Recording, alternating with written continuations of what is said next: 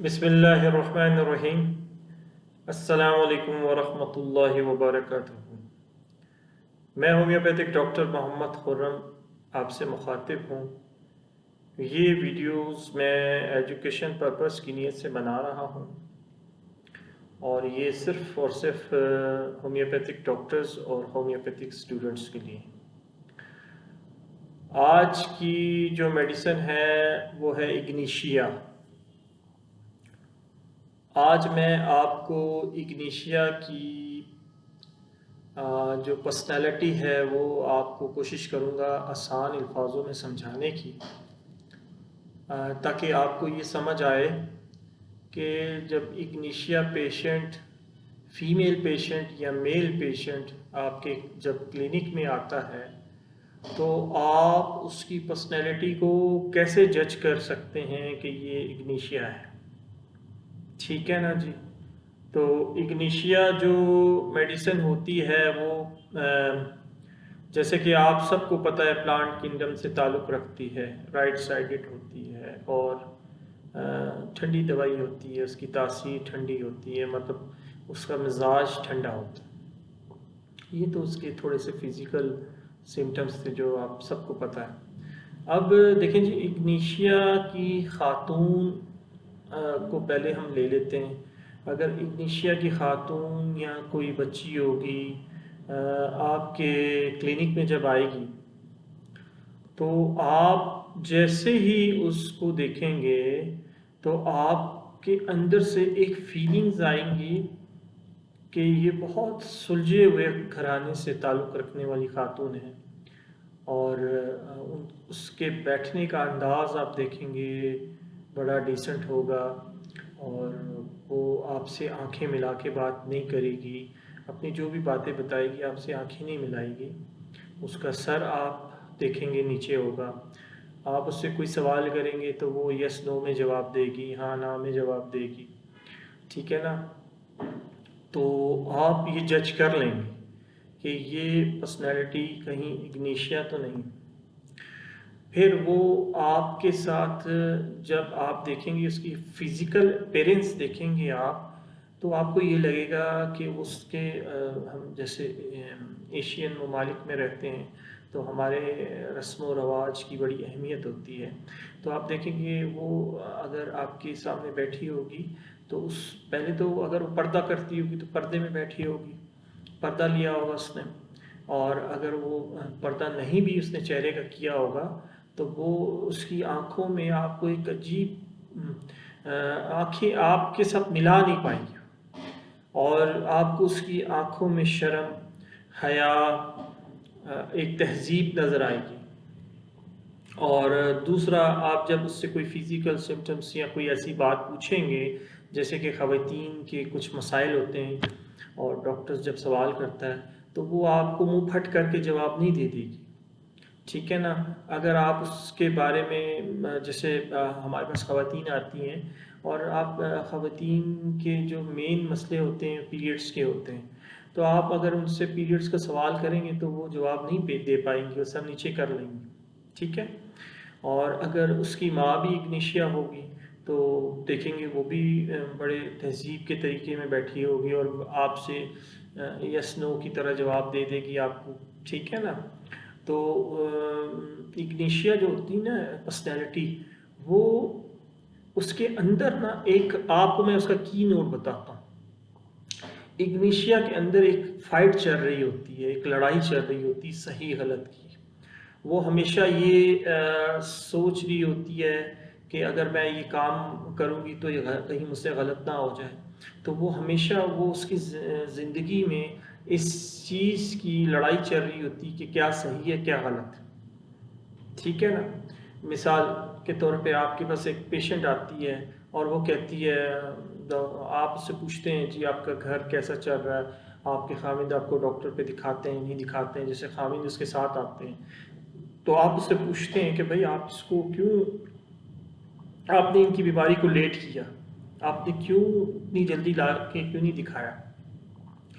तो आप जब उससे पूछते हैं तो वो आगे से जवाब देती है, डॉक्टर साहब बस घर के काम थे, ये भी बिज़ी होते हैं और बस ठीक है चल रहा है, दवाई इतना मसला नहीं है, हालांकि वो मसला होता है।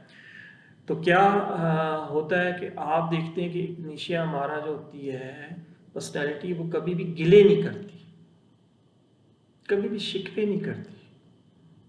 एक मासूम शख्सियत होती है, आप उसको देखते हैं तो आपको उस पर, उसकी बातों पे, उसके अंदाज पे खुशी भी होती है, क्योंकि आपको अंदर से एक फीलिंग आती है कि बहुत अच्छे ख़ानदान से ताल्लुक़ रखती है, इसको अपने पर्दे का, इसको अपनी बात करने का अंदाज़, वो जब बात भी करती है ना तो वो भी बैलेंस में करती है।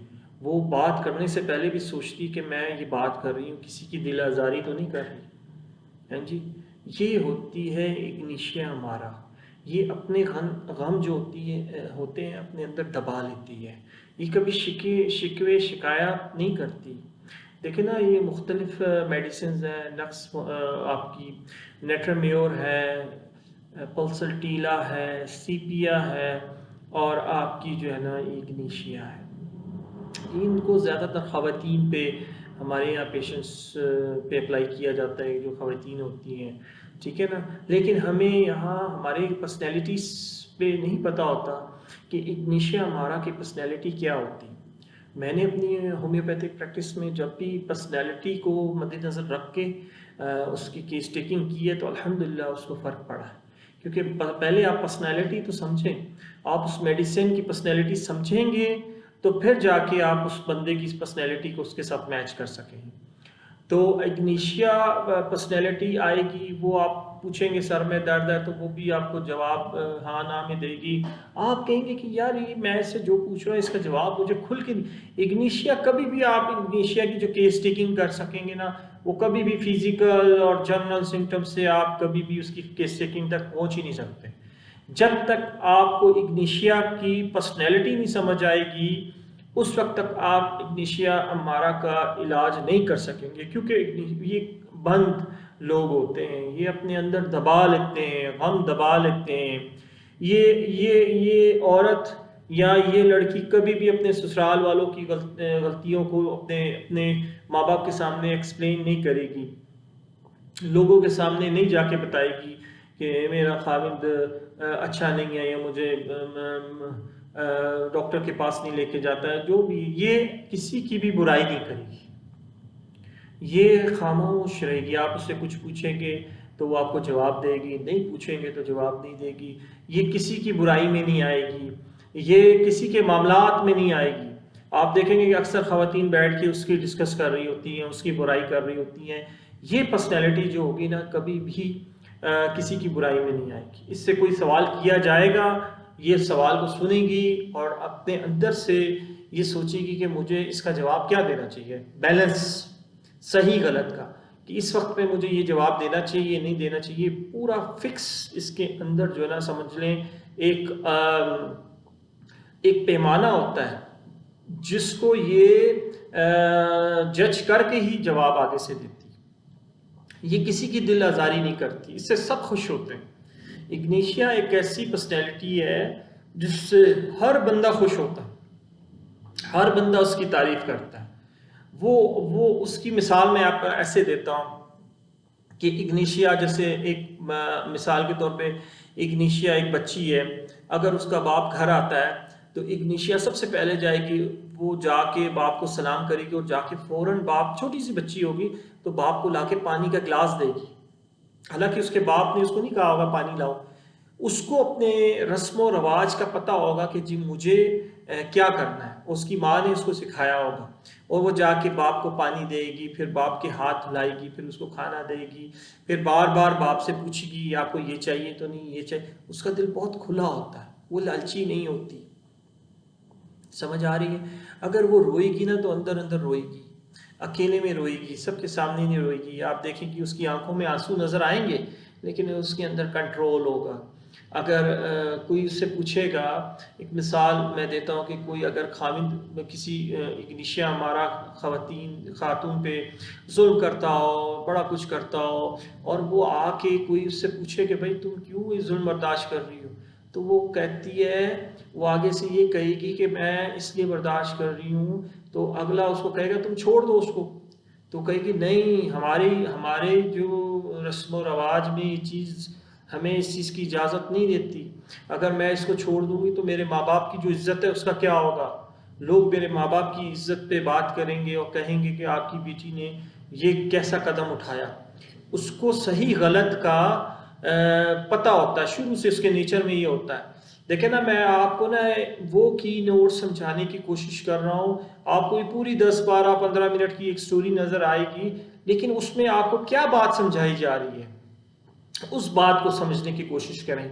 बात यह है कि इग्निशिया जो होती है पर्सनैलिटी, वो उसके अंदर से, उसके ख्यालात में, उसके ज़ुबान में, उसके अल्फाजात में ये बैलेंस होता है कि मैं क्या सही कर रहा हूँ, क्या गलत कर रहा हूँ। इसी की उसके अंदर जंग चल रही होती है।